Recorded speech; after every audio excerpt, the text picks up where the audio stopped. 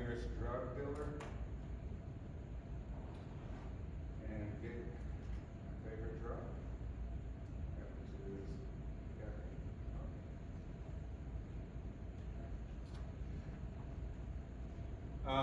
All right, so who has prepared something to share towards the end of class? Okay, 1, 2, don't be shy. 3, 4. Remember, it said just a minute, 2, nothing exhaustive, nothing to have anxiety over. Just bring your laptop, connect it. Have your little slide. How about over here? Anything? Okay. If you need help, let me know. All right, moving along. All right, so we started off chapter 1. Since we missed last class, let's just kind of reiterate what we covered, right? A culture is probably the most powerful thing that's influencing the behavior or identities of people in general. So all of us included. So as we kind of talk about this stuff, reflect on yourself as well too and see, hey, how much do the dynamics of these variables in the cultural context create who I am as a person? Like why I like what I like, I dress the way I dress, I speak the way that I speak, I have the language that I have. It's extremely important. And guess what? It's usually a permanent thing. Essentially, you are who you are. Yes, will you hopefully evolve and maybe become the greatest version of yourself, as we know Maslow's, where you kind of transcend yourself, right? It becomes beyond the ego. You think more of like why your purpose, existence, meaning, things like that.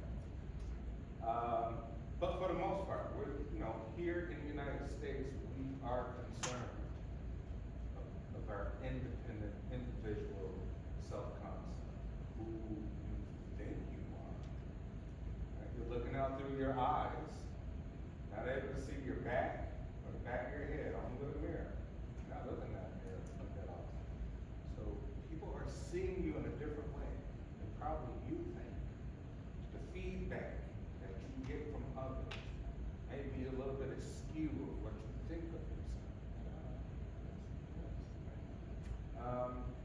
So it's important for us to kind of notate like this self-concept, who we are, based on what we think, and what people say, their feedback, and then we integrate both and say, hey, that's the reality. Feedback of others, who I believe or think I am, who I'm trying to be, and integration of both, right? Some people never really get it. Some people are kind of ignorant to self. Maybe good or bad, right? There's some sort of schools of thought of like, hey, ignorance is bliss. The less you think, the more happy you are. The less you care, the happier you are. Caring is kind of anxiety. You care too much.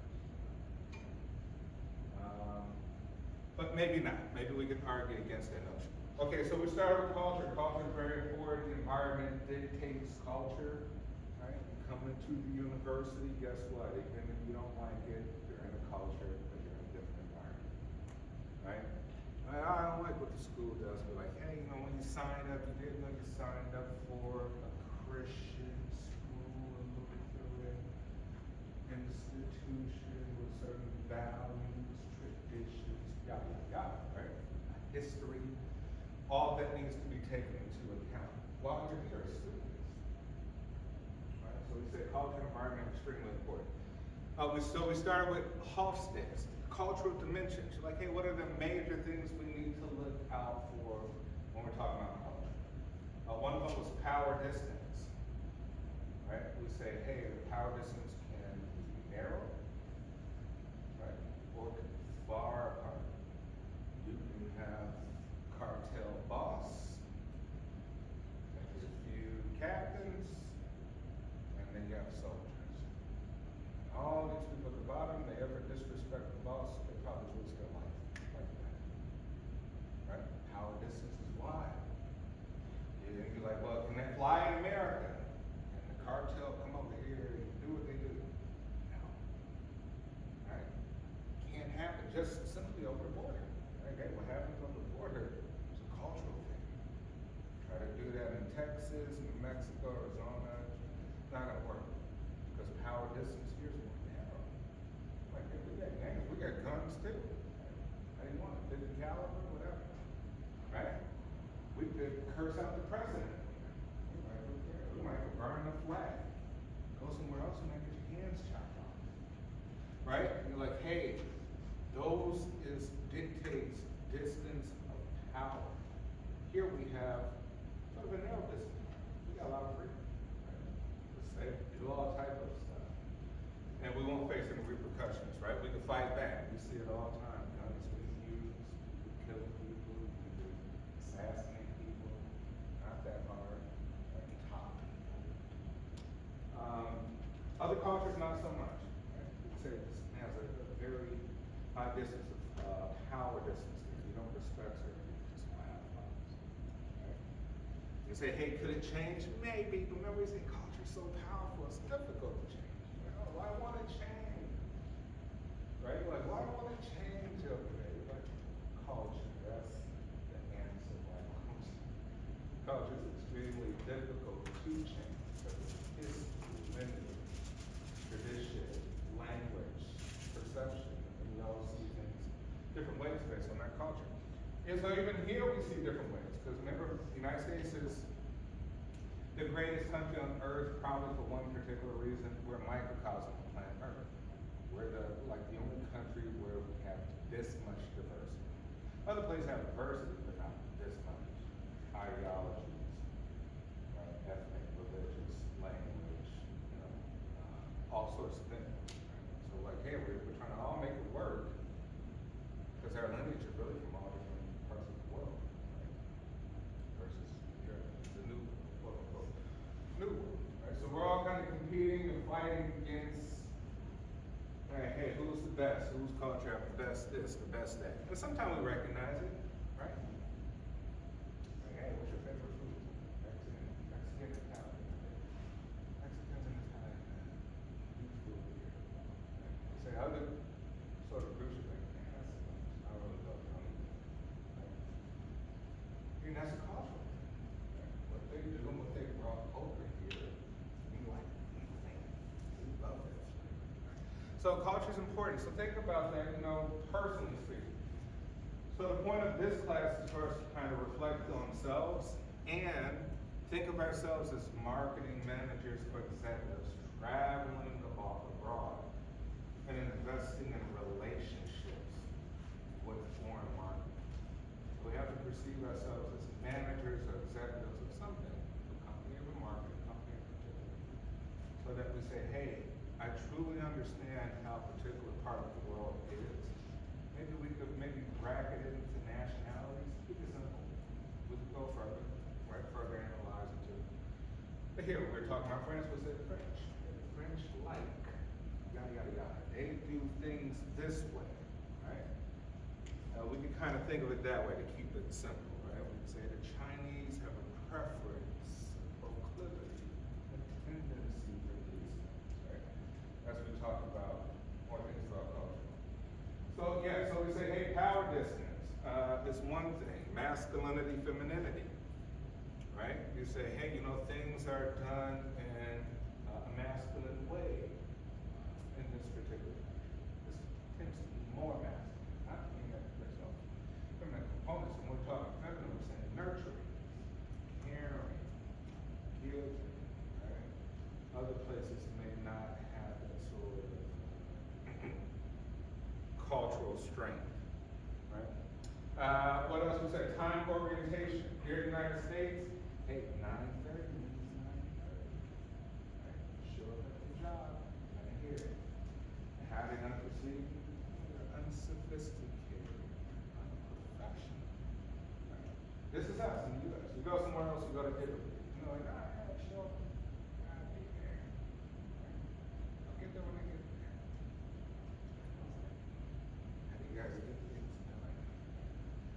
But different sort of viewpoint, right? So we have to take into consideration, hey, there's a multitude of viewpoints, even when it comes to things like time orientation.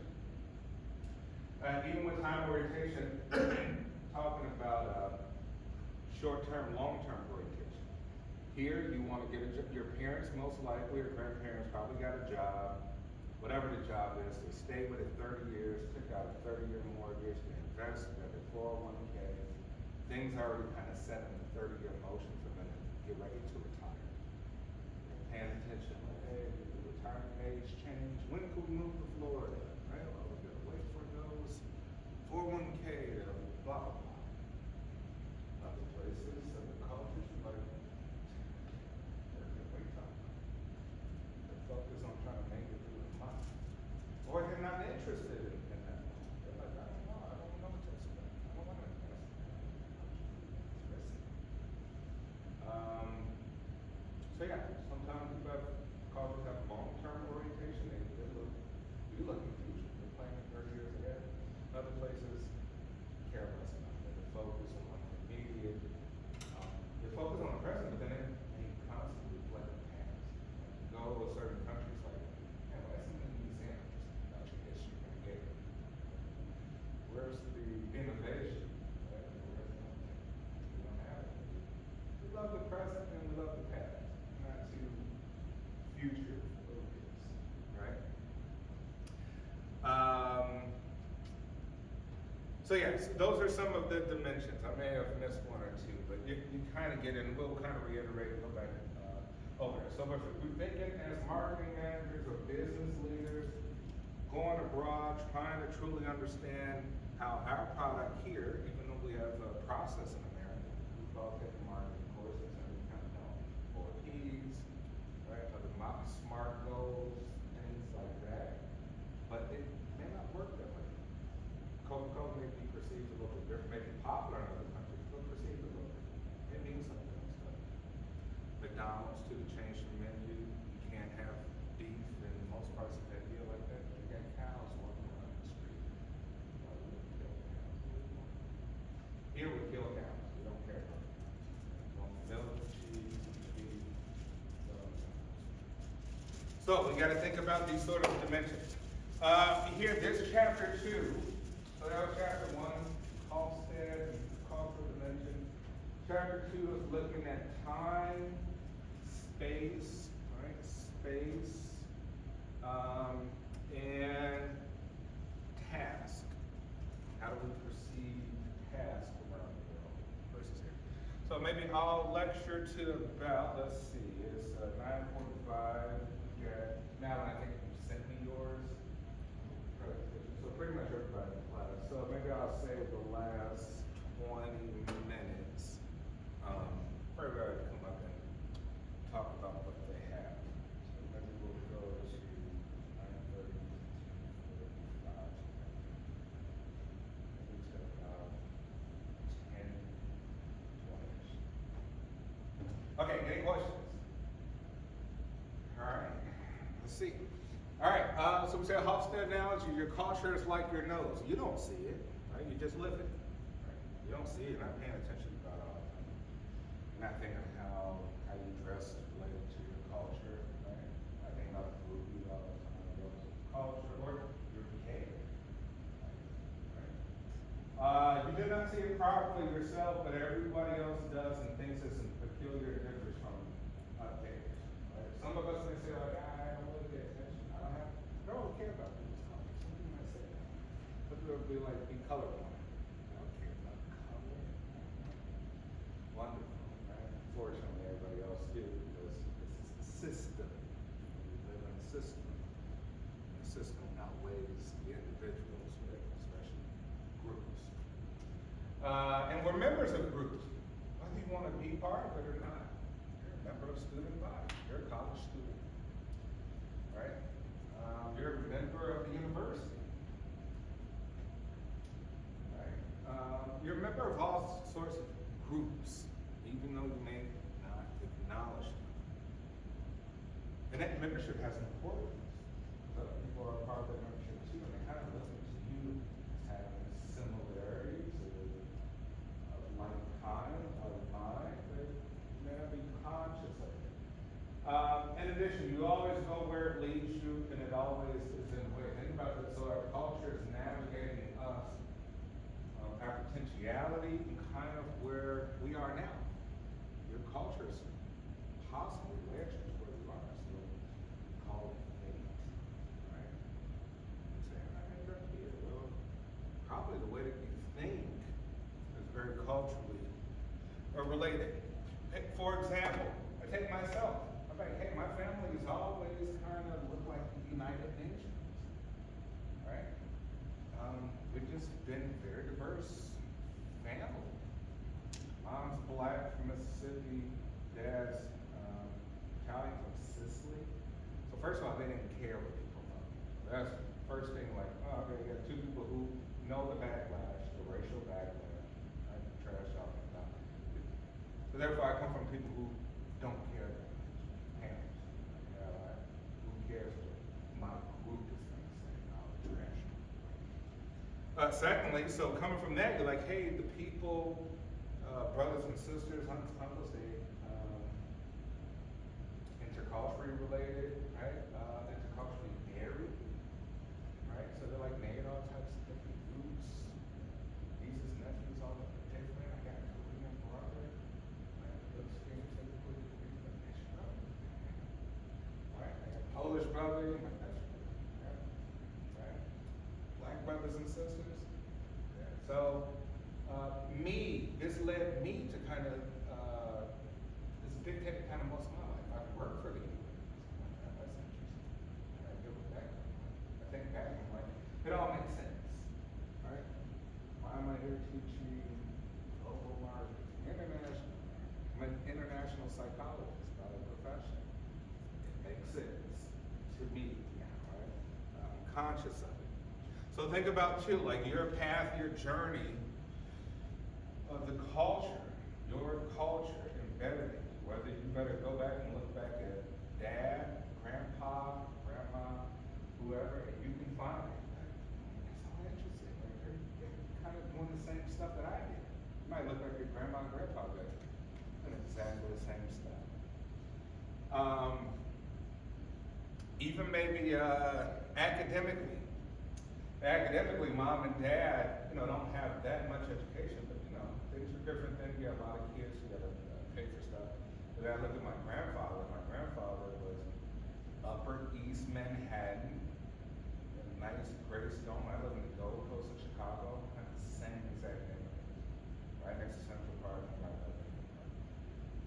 He was a medical doctor at Cornell, but he also taught, right? And then I'm looking at everybody else. I'm like, they didn't really get much education. I do other stuff. I look at my grandpa. I'm like, exactly like him. Things in my life, interested in, I'm dressed, all sorts of things. So if you get a chance, like try to go back and look at like your grandparents, you may find like, man, they're doing exactly the same stuff that I'm kind of interested in. It's unique. All right, understanding assumptions about time, space, and the concept of self and others. So we're going to talk about frameworks to evaluate different solutions combined. When we talk about how these things affect marketing aspects. Cognitive aspects, people think it works that way. Right? So we have different ways of approaching different problems. Right? We see things in a different way. And here, once again, we can always use American sort of, our diverse culture here to see how different ethnic groups approach it. How even approach like fixing building houses, right? Well, you may notice that people who, have a high degree of short-term time here, who really have their sort of foreign perspective, they might have fixed things very quickly, other than Americans, because we tend to think in a very pragmatic way, step by step. Right? Other places, they're like, they get super creative. They're looking at abstract ways to solve problems. Right? I'm pretty sure if you go on social media, when you go on social media, you're looking up the Reels, Facebook, Instagram, whatever, and you may look up some of these foreign countries on how they eat well, they put things together, how to cook food, and like, man, that's completely. Like they may be cooking something similar to what we would make, but they're doing it completely different way. So people think it works that way. That's the cognitive aspect. Remember, cognitive, the word cognition means thinking. people like it that way, right? We have a preference for how we like things, right? Or we get sort of satisfaction from things. A directive aspect, people will do it that way. So we're thinking of how people think, how people sort of get satisfied, right? And we're thinking how people navigate themselves, how they do it that way.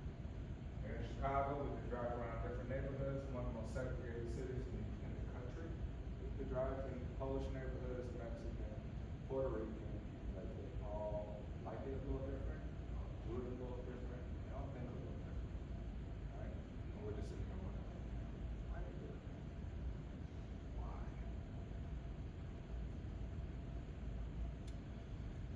Hall's silent languages, right? So Hall's one of our great researchers, we're looking at like sociology, social aspects, and we're looking at the language of time. So we're looking at the language, so that we can conceptualize like, hey, everything is spoken kind of a language, whether it's nonverbal, body language, right? We all get different body language here in the classroom.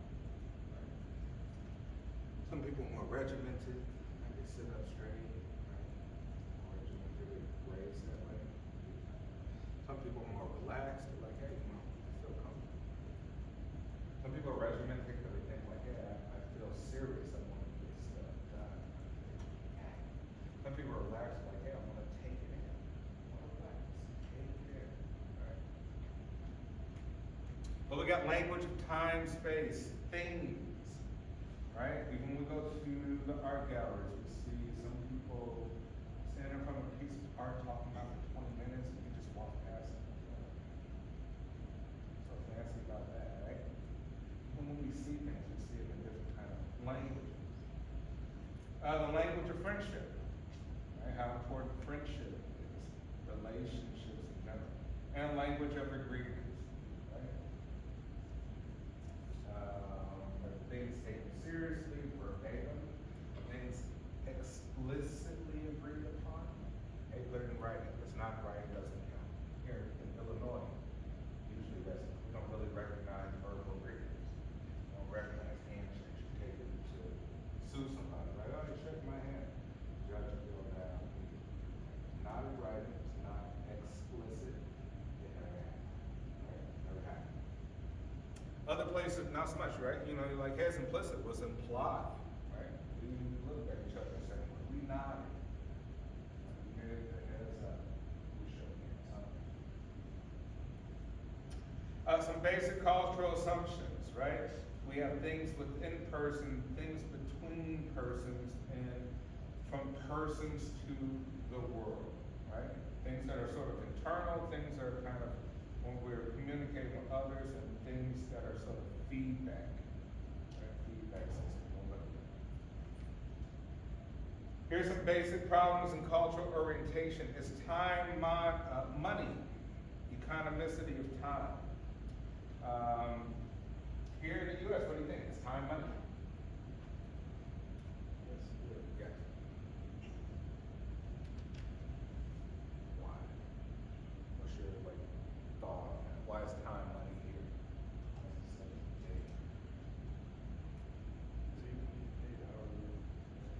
Yeah, you're like, hey, things here are pretty discreet. Like they're just you get paid per hour. Right? So once again, everyone's kind of looking forward to the time. They manage their entire lives based on factors of time. Because the time equates to usually some sort of numerical value, right? Something, a paycheck, an investment, a return, a dividend, something of the sort. Time is plenty, so some think that, hey, time is scarce, time is money, time is a scarce resource.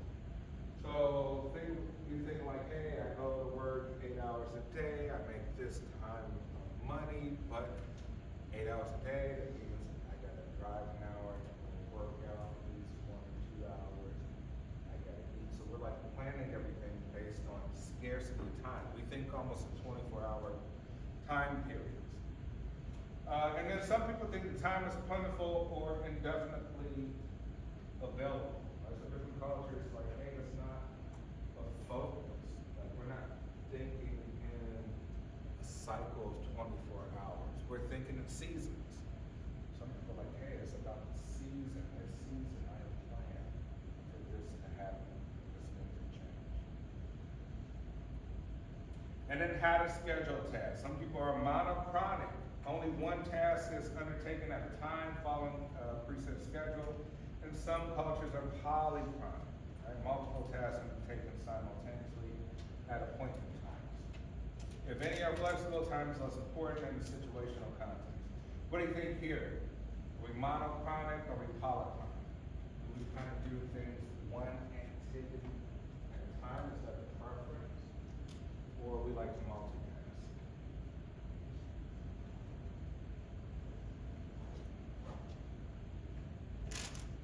Right? It could be a little bit of fluency.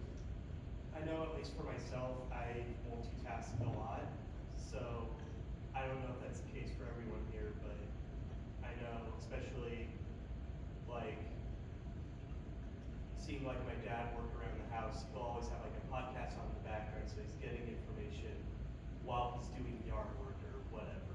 Yeah. And we say, hey, if time is scarce, if we have the perception that time is scarce, that means we only have X amount of time to do X amount of things. Which, if we kind of look at that from like an industrial standpoint, like that's why we got processed foods. No one's taking all this time to prepare all this stuff. For the most part, you get your Doritos, cookies, go get a pre-made sandwich, right? Things are organized and like, hey, quick on McDonald's, Burger King, Wendy's, yada yada. Other places, you're like, man, no, it's about taking your time. They're making shoes by hand. You know, stuff people look at YouTube videos, love their handmade shoes in some foreign country, right? Wow, it's handmade, made in Italy. They're taking their sweet time. When will it be prepared? I don't know. 3, 4 months? But that's not gonna. We need to know exactly what it is to be ready. So we have a totally different kind of concept of time. Here we think it's scarce, like, man, I only got such amount of time to get such amount done. Therefore, I need to do multiple things at once. Other places, take your time. It'll get done when it's done. Okay? We wouldn't particularly like that answer. It'll get done when it's done. And then we say linearity and cyclically, right? Different cultures look at things as daily, yearly, and seasonal cycles, and other cultures look at things as linear or separate blocks. Maybe more, like we talked here about maybe work schedules. We look at things in terms of maybe just as work schedules. And then temporal focus, right? Cultures looking at the past is important, the present is more important than here and now, or the future, right? Some cultures have a high degree of awareness of just the past, right? Their focus is on history, and they're like, well, we use the history because it kind of navigates us to know where we're going, right? If this happened, if this happened, so we can expect that this is going to happen in the future. Other places are focused on the present, like, yeah.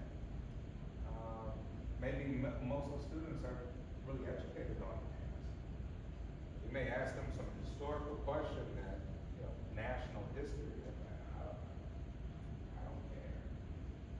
Concerned about that. Everybody talking about that. Having 100 years, 150 years. Okay? Other countries are like ended the 3 guys, all the children, revolution,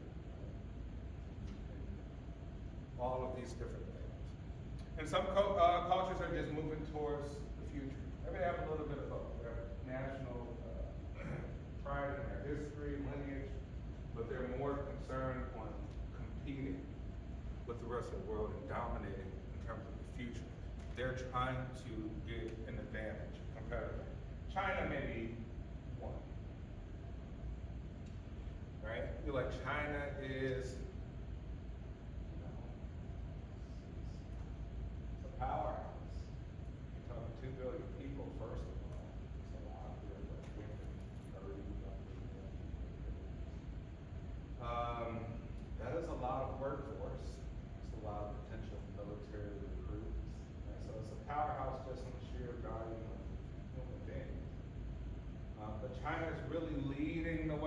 sort of optimize being able to produce things very quickly. We can't do that really here. Right? Like, the culture's not for that. You got a union in these manufacturing facilities. Like, there's only certain things they put in our scope, right? You can't fire these people. They're making a lot of money with excellent benefits, right? Things require time. There's a lot of laws, regulations, protocols, blah, blah, blah, blah. Right? You go, and maybe Chinese and not somebody. Right? We just get it done. Without all these sort of things that'll slow us down. Right? So you're like, hey, China is a powerhouse. It is a powerhouse. You may argue quality of things, sure, you may argue. But in terms of getting the technology, yeah, China, and some other East Asian countries, Japan, South Korea, Taiwan as well too. They're future forward focused. All right, so how does time, this perception of time, whether it's scarce or plentiful, how do you think this affects sort of marketing? How do you think it affects products, services, promotions, distribution, pricing, or service? Any of these. How do you think that these would have an impact on any of these mixes in our marketing? Yes.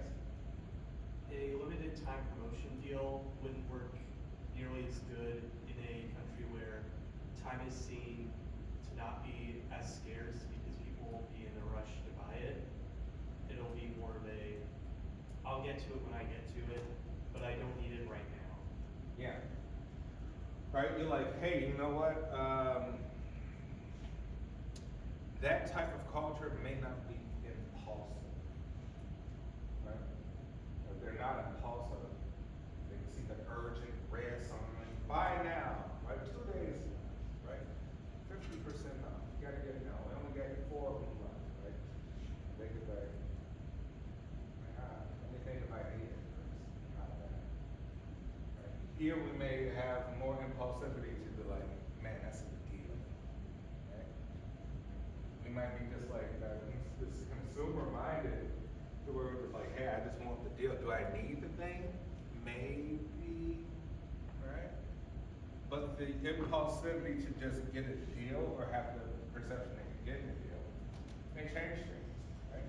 Because like things are scarce, time is one. Anything else? Anything you could think relative to how time or perception affects any of these things? Price, promotions, products, distribution, service.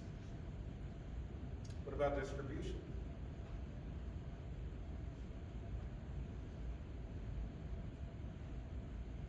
What do you think? How do you like it here? How quickly do you like the stuff to come to your house when you buy it? Online. Who uses Amazon? All of us, right? So like, hey, we have the Amazons because we can't wait. We don't want to. Nobody wants to wait. We're not gonna wait 2 weeks for something to show up, right? Therefore, you say, hey, I'll pay more money to have Amazon. Other countries may, other cultures may be like, hey, is there a service that can do it cheaper? But yeah, a lot cheaper. Give me that one. Like, well, it's gonna take 2 weeks. Give me that one. Right? It's not the urgent need. I mean, do you need that thing literally next day, the pair of shoes, the coat that you just ordered, this thing? No, you don't need it like tomorrow. Right? Amazon is taking advantage of maybe our perception of scarcity of time. Right? We prefer things right then and there. Right? And we can see that in all sort of promotions when we go to stores, retail stores, grocery stores. People are impulsive. They buy things that have sort of deals.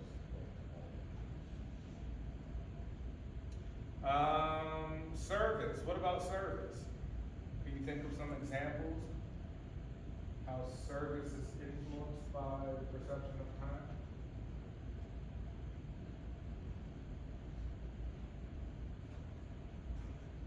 Here's a question, yes.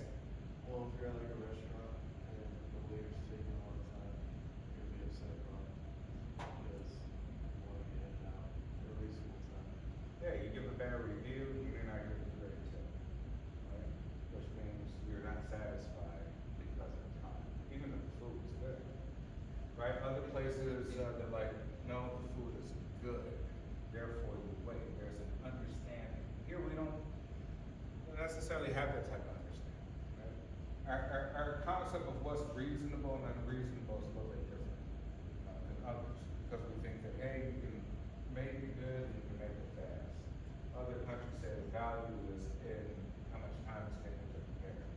Right? That's sort of the process of what's perceived as quality. So yeah, service is also impacted as well too. All right, so we talked about long-term and orientation, short-term, perseverance and thrift, when we're looking at long-term, consumer saving and investment, that's kind of here in the United States. Short-term, we're looking at respect for traditions and obligations, preservation of face, how things look, right? How things look to others, kind of keeping this identity going, keeping reputations and things of that nature. And then consumer spending and immediate gratification.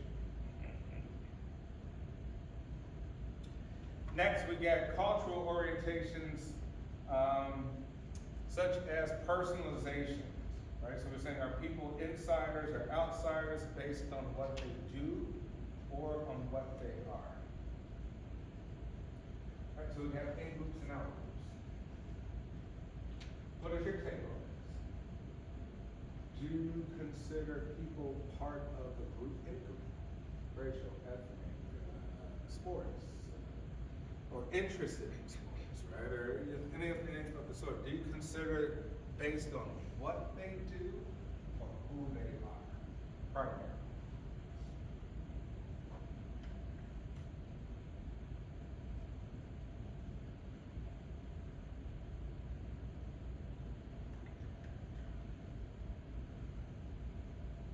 Right? Is what you do more important than who you are when it comes to things like that? Or is who you are more important than what you do?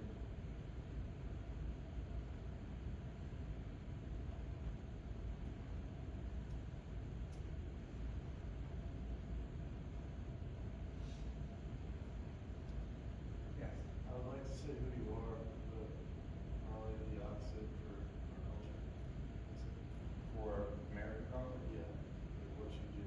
Yeah, you said what you do define, primarily here, what you do define, who you are.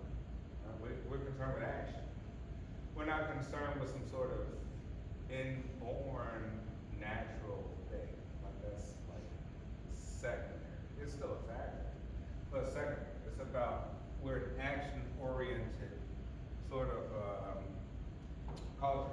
Example being, hey, we don't have kings and queens, right? We don't have a kingdom. But if we go to the UK, we're like, hey, anybody that's related to the queen, naturally, inborn, just give it to them, right? That importance. Forget about if they're capable, you know, or not. It doesn't matter, like, it doesn't matter. What matters is bloodline. A hero like God, no, it matters what you do, right? It matters your merit, right? Were you able to do something with it? Your actions count. And even think of certain sorts of celebrities or people who are celebrated. It could be sports figures. Here we're concerned about what they do. We look at statistics. Other places they just kind of celebrate them out of like tradition. Right? They kind of get a little bit more favoritism based on the tradition of where they come from. So we all have in groups and out groups all the time, right? Female, male, right? White Sox, Cubs, right? Totally different kind of cultures as well too. Who here is a Sox fan? Who here is a Cubs fan? What's the difference between Cubs and Sox from the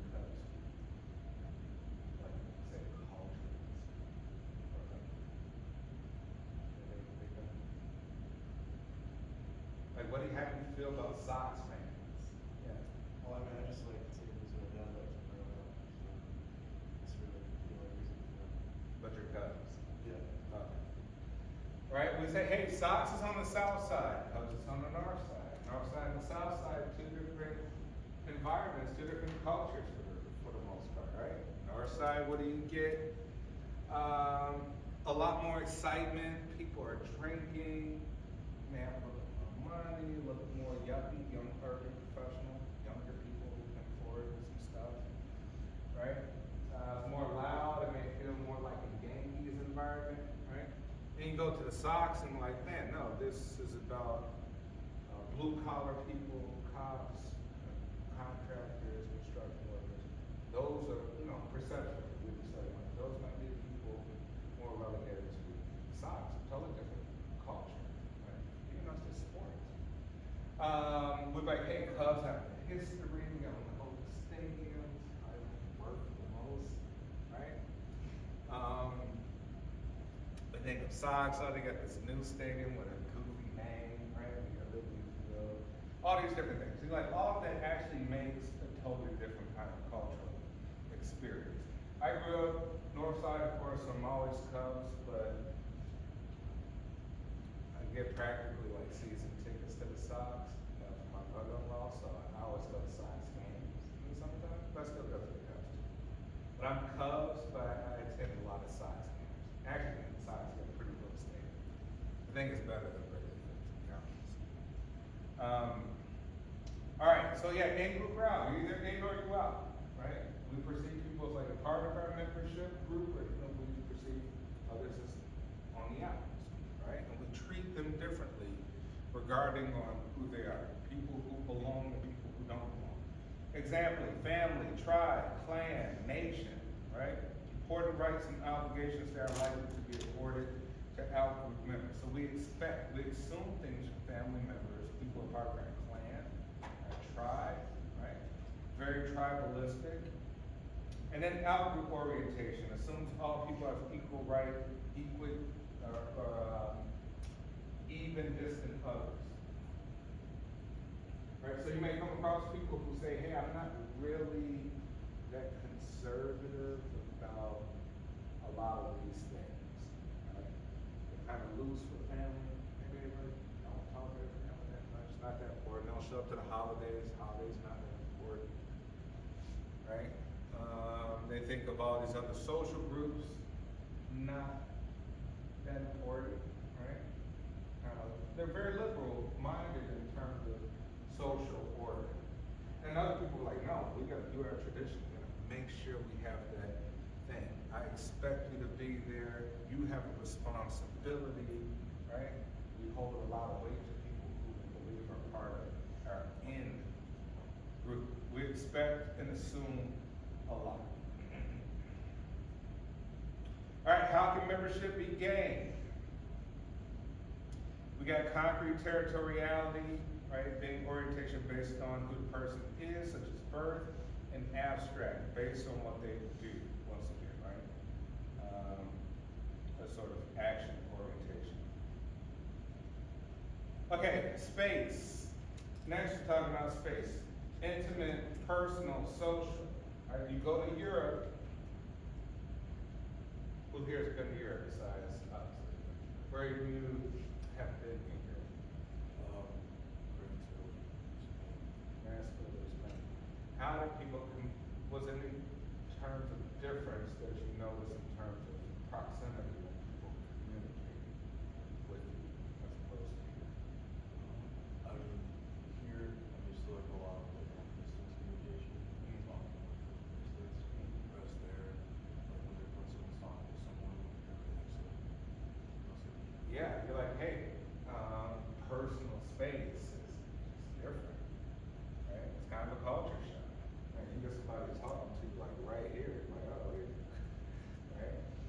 You're kind of like, right? And that might come off offensive to you. You might feel like, oh, you don't want to communicate, right? Avoid anything. That's our culture. We're like, no, you're too close. Make yourself close. Right? Here we like a little bit of personal space, right? Somebody get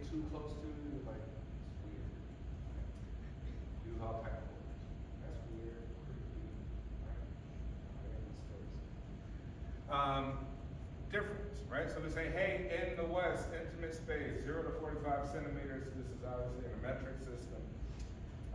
Personal space, right, up to about 1 meter, so a little bit over 3 feet.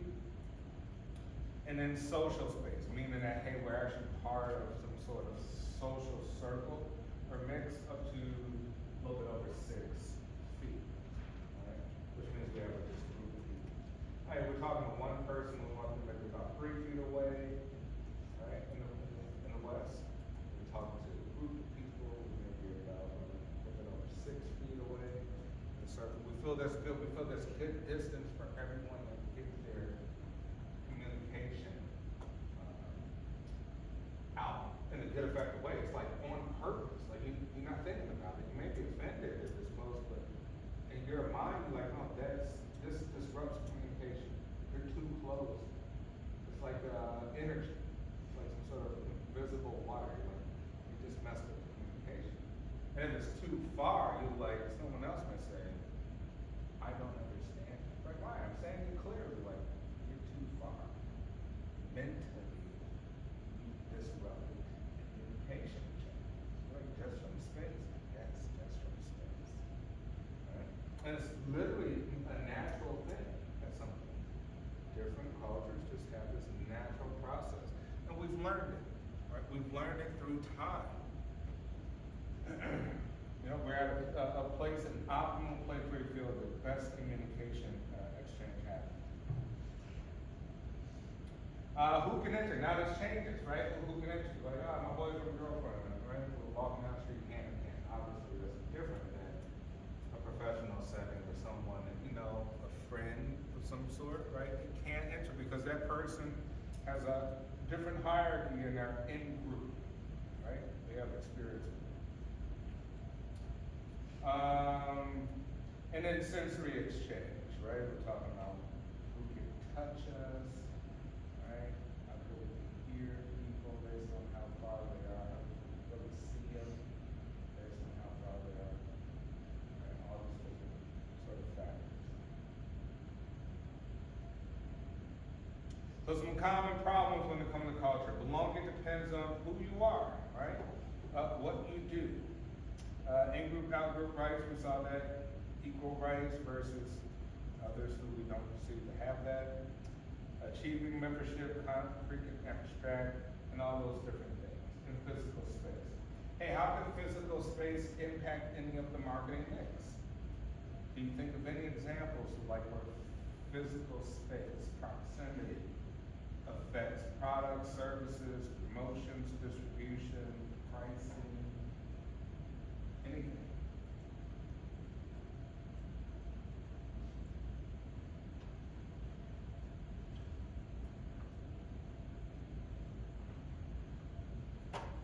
Right? I can think of many examples. Like, hey, we have the size of our retail stores, right? Not only because they include so many people, we have a high degree of people that go into the stores, but sometimes the aisles are very wide, right? Very large. Why? Because we have to take into effect that we can't cram into people. It becomes anxiety. And that in itself will stop people from having a good experience in the store. Your Walmarts, your Targets. Things are spread out. You go to places where proximity is not a thing. Things are tight. You don't have an issue getting shoulder to shoulder. Right? If you ever seen the trains in Japan versus here, we're like, hey, we do have a rush hour, right? Maybe New York would be the exception, right? But it's such a cosmopolitan local city, but for the most part, you go to Texas, the lanes are extremely wide, like 9 lanes. Like, you know what I mean? Our cars, even the space, we want bigger cars with bigger space, we won't be too cramped up with people. Other cultures, not so much. Let me see if I can pull up how the public train system is navigated in Japan, for example.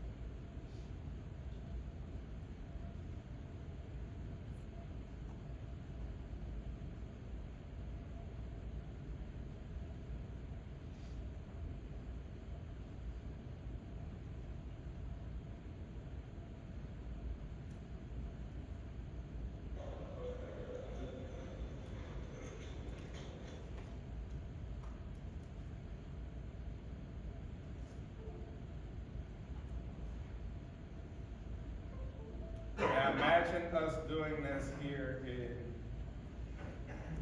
the West. Alright.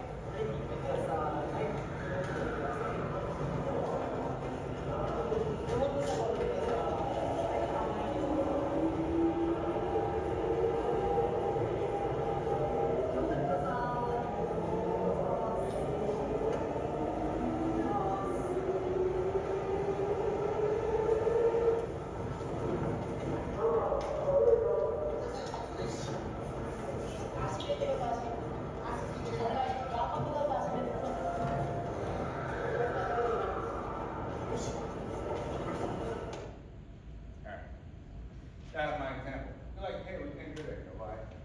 I have a ton of lawsuits. Okay. Right, people take advantage of it. They're just kind of understood. Like, this is what we do. It's not a problem, right? Very inclusive culture. It could be somewhat of the fact. You have to think like more homogenous cultures may feel more, let's say, actually related. Like we're not homogenous. In China, there were Chinese. There's Chinese people, Japan, Japanese. Here we get all sorts of people, right? So us, how we view certain types of people, we may not want to be touching on all sorts of weird things, right? So things would be weird for us, right? It might be sexual harassment, or in America it's just be a totally different kind of concept. Thank you. All right, I'll end up there in terms of the lecture. Let's see, who wants to come up, Alan? Just bring your laptop and connect it, or you just want me to pull up your email? Okay.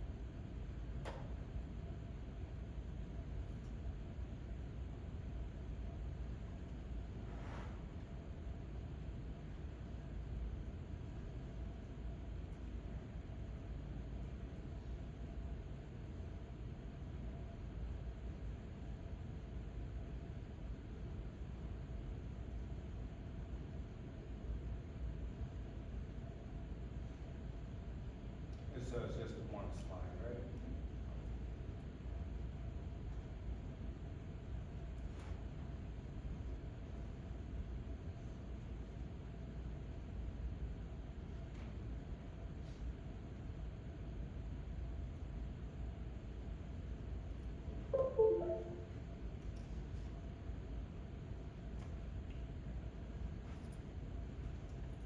Okay, so I did mine on AI.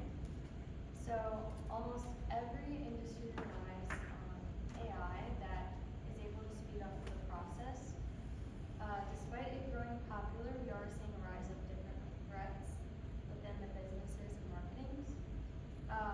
For example, like we could see this affecting like privacy concerns. The data includes like personal or sensitive information that consumers may feel like their privacy is being invaded. Especially when the data is being collected like without their consent, which brings the issue of businesses' potential misuse of information.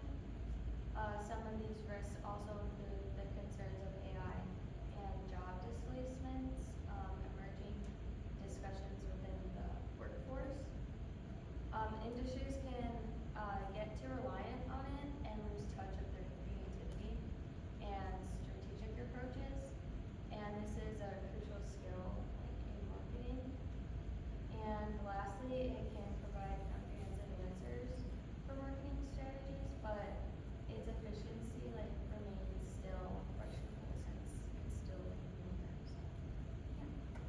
Thank you. Let's go in order. Wanna go next?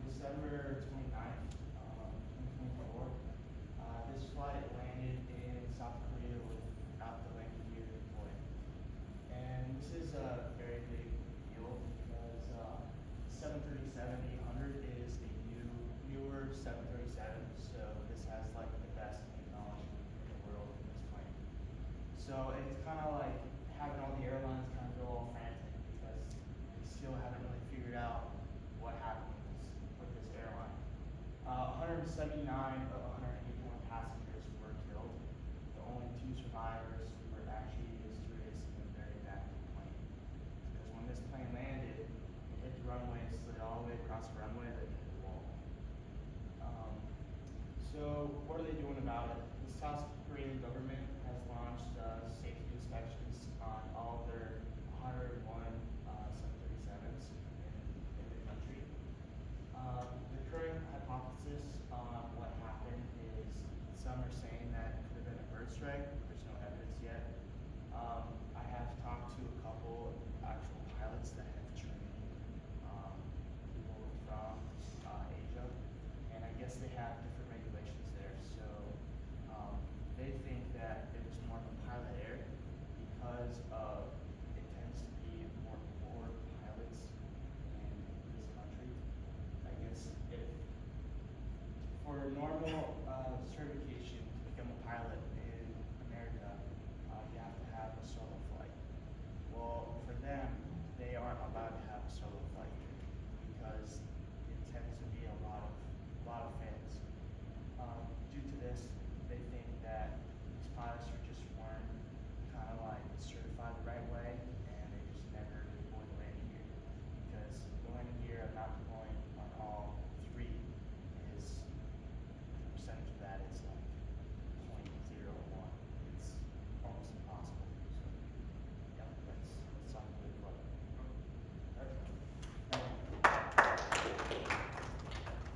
Yeah, I saw the video. I mean, the video was devastating. It was, you know, obviously all over the internet.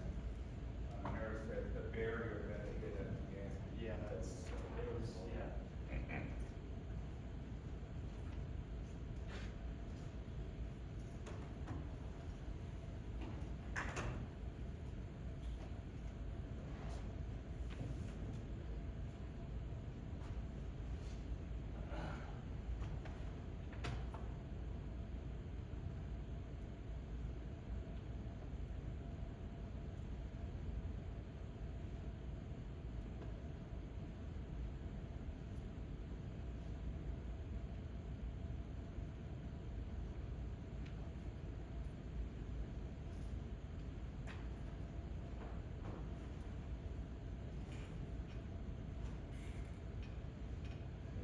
With the Max, it's always that's a drag, right? Yeah.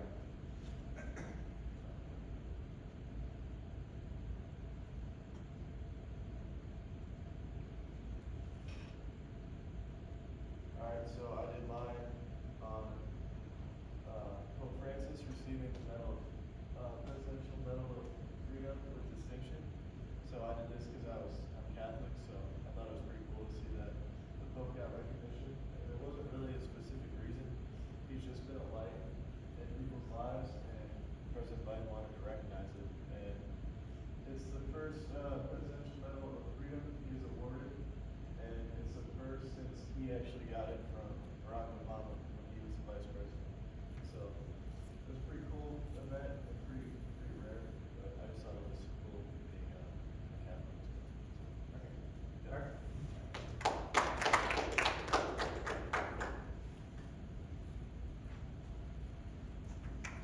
You know, it's controversy about Ralph Lauren getting also Medal of Freedom.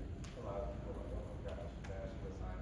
But then I'm like the biggest Ralph Lauren fan, so I was actually happy. I'm like, I think he deserved it.